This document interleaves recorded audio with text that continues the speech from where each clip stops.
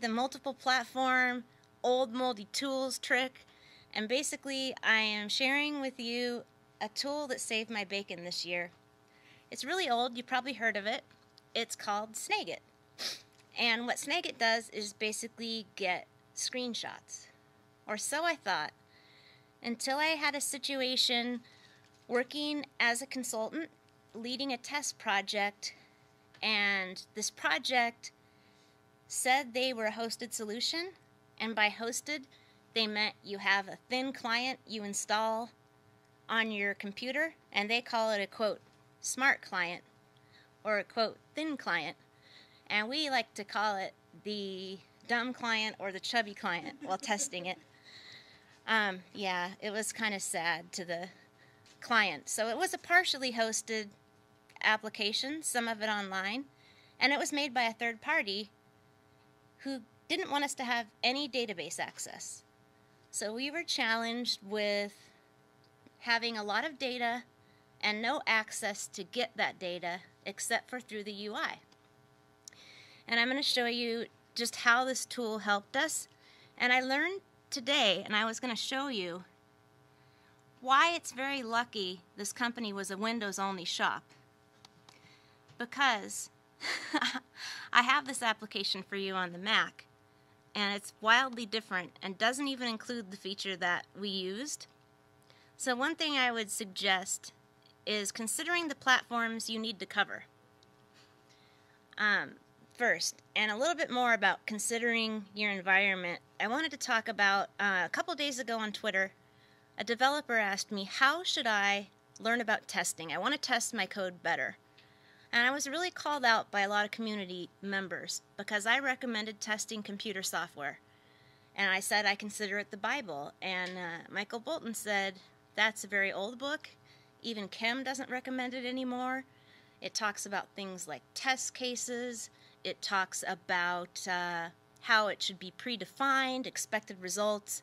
How can you support this? I mean, I've been out there working with agile teams. Why would I support this old book about testing? And the reality is most of the solutions we have now, companies aren't using. I worked at a company that is using IE6 with Windows XP this year. So we're talking about the reality versus this idea of where testing is. And being a consultant, I've worked with more teams that are living in 2002 than this world of 2012 technology and solutions that we have. So I think it's still very applicable to get developers and testers to understand where we're coming from, where a lot of testers still are at, and kind of an overview of the basics of testing. I mean, it's not a whole picture. We have other newer books I like, learning lessons learned in computer software testing. We have agile testing. I like those 3 books for an overview of basics, but I still see value in the old stuff because there are a lot of companies that technology is not their business. At this company, they see technology as a servant to their business needs, and their business needs is to effectively sell warm caffeinated beverages to the public, and that has nothing to do with what the software is doing. So this is Snagit on the Mac, and you will notice 2 modes. You have this right here, capture, and then you have a change capture mode. Oh, I will continue. Yes, so you can either capture or do a window capture, and that's it on the Mac. And your output is an image or an image to a file or the clipboard. That's it. I was going to show you the cross-platform demo, but that's where it ends because it doesn't have the feature that helped me. So I'm going to go into VMware Fusion and show you this new trick that saved our bacon. But first, I want to explain no database access, and we had all of the products for all of America that would be sold being uploaded, and we needed to test, are the custom built filters effective for getting in all of our data? Did it all make it across? And I'm talking about over 10,000 products the first time we did stare and compare against a text list, and my eyes were so red, and not just mine. We worked the whole weekend. It took 3 days. 2 humans, 3 days. And it was a miserable 3 days, very brainless. And we found a lot of bugs, though. We would be missing entire products off of inventories and stopping the selling of caffeinated beverages, and people without their caffeine are cranky. This would be really bad for the whole city of Seattle. So it was really important that we fix this situation, or we couldn't go live. So I'm going to show you the really awesome feature of Snagit that I didn't know about. And it's not in every version. You need to check. It's not in the Mac. You cannot have. Oh dear. This is always fun. I have it running, of course, over here. I forgot about my little bar there. So, I want to show you the wonderful settings that helped so much. You have a lot of choices besides all-in-one or the whole window on Windows. So, I'm going to pick the advanced custom scroll feature, and then I also have a lot of choices on what kind of output. Do I want to go to clipboard, printer, file, email, that kind of thing. So I am hoping file is going to work for me this time. Fingers crossed. I also learned it works a little different in VM Fusion than in Windows XP or Windows 7, where I tested it before. So it's kind of good that they have a trial if you want to use this, so you can check for free if it's actually going to work for you. And then print screen is how you get this to do any screen capture at all. Whatever mode you're in, you do a print screen. So I was going to show you something really basic. Now, if we were back at this consulting job, we'd be launching our dumb client, so-called, bringing it up and letting it connect so we can see what's going on with our caffeinated products.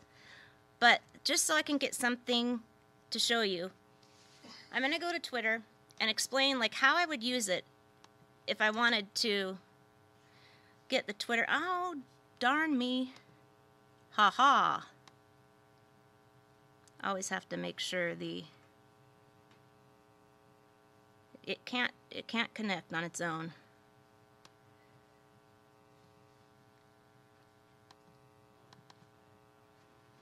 Okay. So I tweet a lot.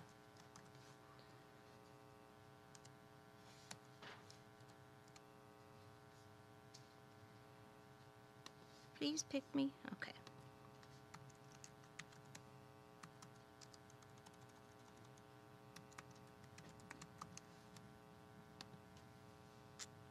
But I'll do a little quick compare. So let's look for cast. So if we wanted to see what was happening with cast, we can do, well, we'll get there. So first we're going to look for cast, and then we want to compare it. Oh dear. I'm going to have to trick it. I don't remember the keyboard shortcut on my Mac for this one. There it is. Ha-ha. So I'm going to just drag this over the text I want, the results for cast, one area down to here, and then click on where I want to scroll. And this is going to scroll down, and it will grab multiple columns.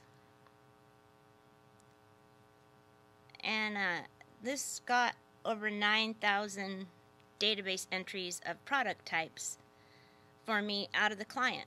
And I was only visually comparing screenshots because I couldn't get the text. And what was nice, oh, that happened often too.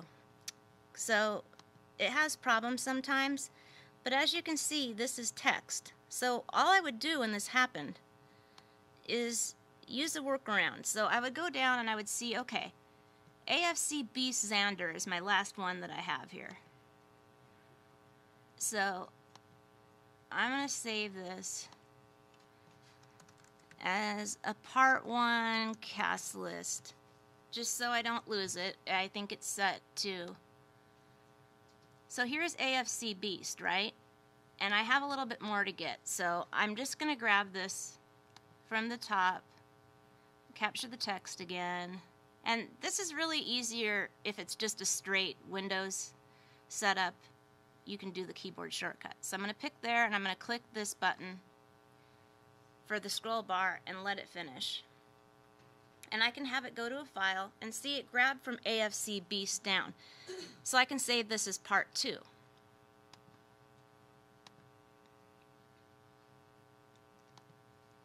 So part 2 cast list. Now let's say I want to compare what I'm getting here. And I can go up here and say, well, what's the difference between cast and cast 2011? Am I getting different tweets here? What do I expect that's different? So capture this one, and hopefully it's going to cooperate this time and get me everything I want to see.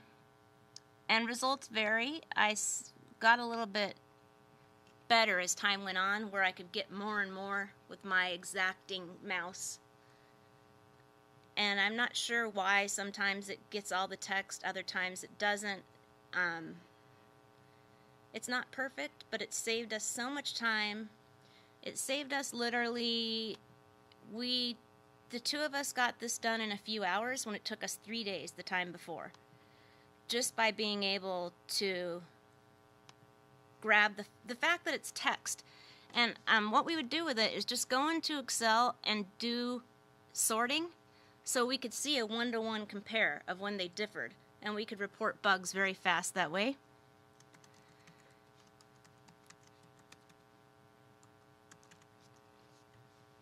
And so this one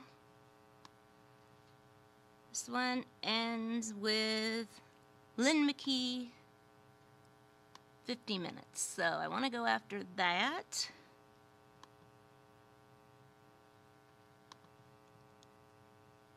And this was, you know, it seems like such a simple thing to get text, you know, who cares?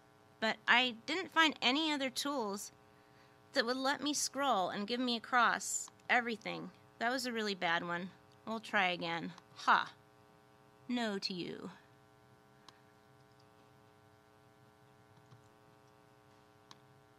And you know, honestly, it did much better for me on my Windows machine than it has in VMware Fusion. And I don't know why that is. It should be the same thing, but there are quite a few differences, so don't know why exactly. It could be an error between the computer, the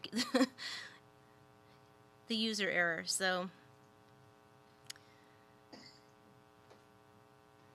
the good thing about this is it does work on whatever span you select.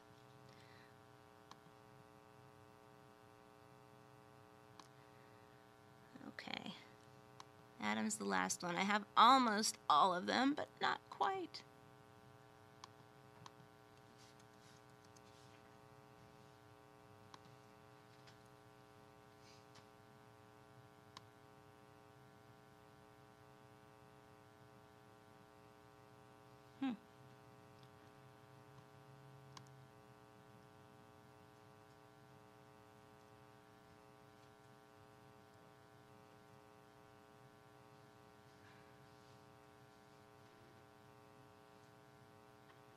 There's Adam. Ha. Finally see him. We want to include him, though.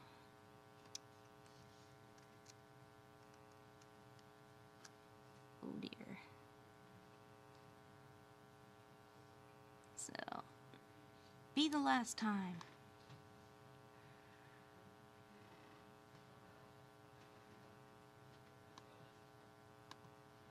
Oh, I see. I switched out of Fusion. Okay. Well, I'm going to give up. But because the real thing I wanted to just share with you guys is the ability to grab actual text from any UI. So it's not just a web-based UI. They do have a Firefox plugin, but the main thing I appreciated is that it's free to test out if it's going to work for you. And it was pretty cheap. So when I used it, it saved 2 people 2.5 days in that situation. It doesn't apply to every situation, but it definitely helped in the context where you can't just run a query against the database and get out exactly what you want. Because we were able to filter out what already worked, we were able to validate bugs when we needed to without grabbing everything again. And it just made it easy to also tell when they brought in our new files. We had another issue where some people on the team who weren't very technical wanted a status report. When have the new files been taken in from, basically picked up, sucked in, and the new data populated into the tool?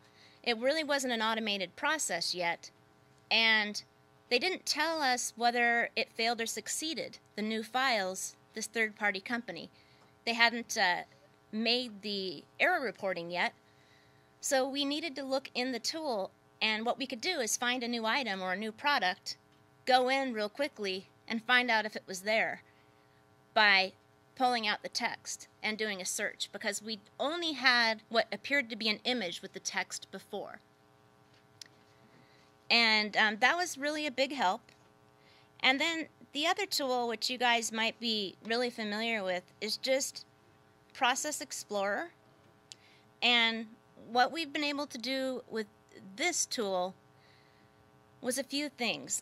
One is we're able to tell what's going on with the performance on an item. And then the other thing is just to be able to kill the process tree quickly when you're testing something unstable. And this is totally free.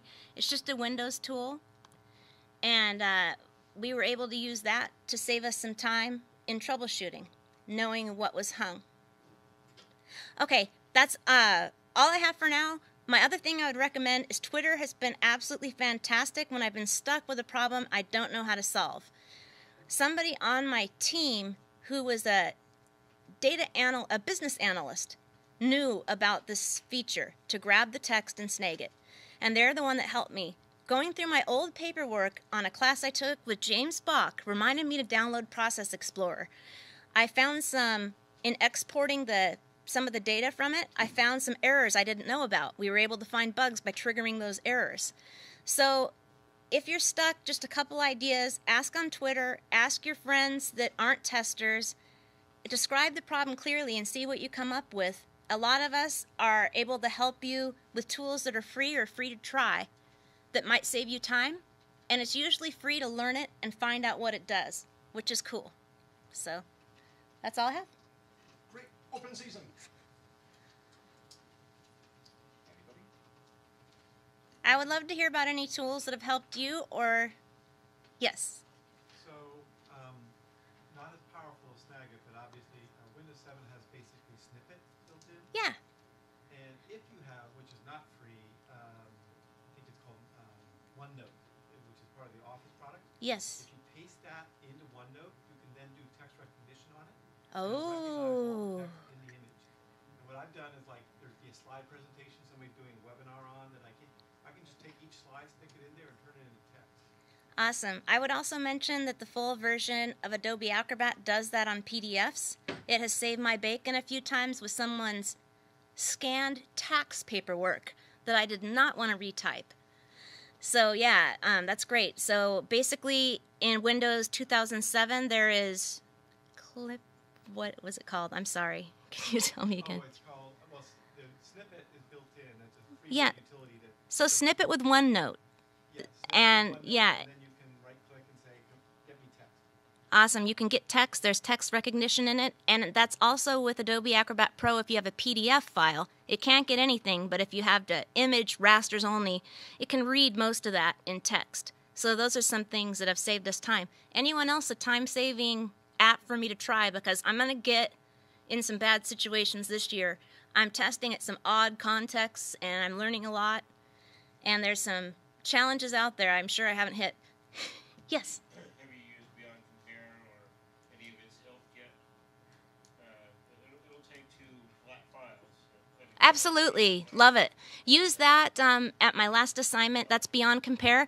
Used it to do the SQL searches and compare the results of several things. And that tool gives you a line for the next change. So that would be super handy in conjunction with the Snagit or the OneNote text files that result. All right, thank you so much.